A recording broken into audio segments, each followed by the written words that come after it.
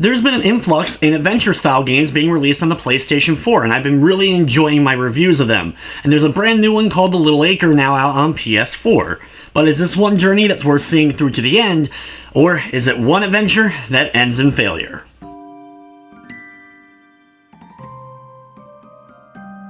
The Little Acre is a beautiful looking adventure game where you get to play as a father and daughter, switching between the two characters as the adventure goes forth.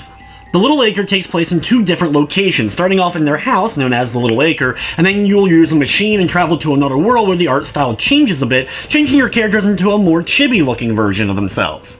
The animation in this game is gorgeous, with some great characters, lots of funny moments, and really drew me into the adventure. The gameplay itself is pretty standard inventory-style adventure game problem solving, where you'll need to find items, take them to another location, kind of sometimes experiment figuring out what items are going to be able to use to solve your puzzles, but for the most part it's a relatively simplistic inventory puzzle solving adventure.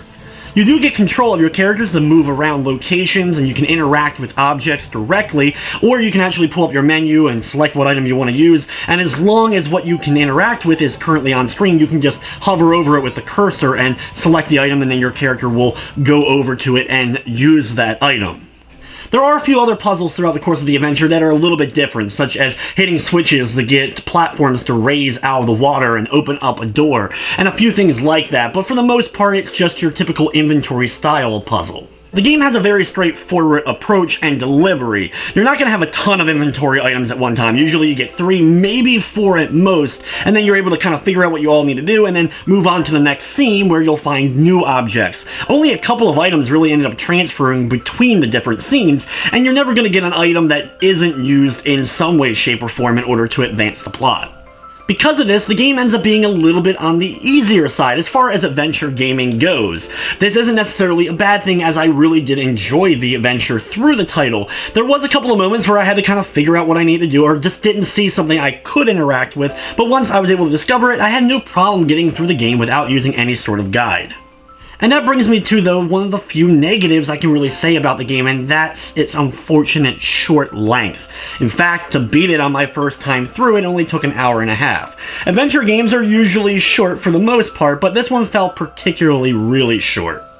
From the technical side of things, while the game didn't crash on me, there were a few minor technical issues here and there. I ran into a couple of weird glitches, one in which my character was unable to move at all on screen. Thankfully, I was able to pull up an inventory item and then use it on a spot, and that somehow got me moving again.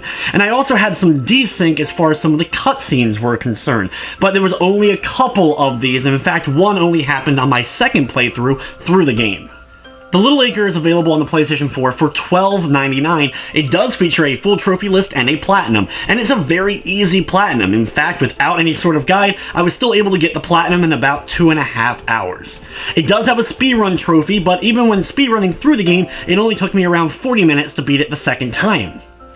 In the end, Little Acre has beautiful animation, some great funny moments, great characters, good voice acting, and some beautiful music that go along with the adventure. There's some really great Celtic songs that play at a lot of the key moments that are just gorgeous to listen to. Everything about the presentation is fantastic, and I really want to give this game a high score, but as an adventure-style game, I find it a bit too easy and a bit too short, and those are its biggest flaws. If you can get past those and can really appreciate just how beautiful this game ends up looking, you're probably going to have a fun time with this pretty much interactive cartoon.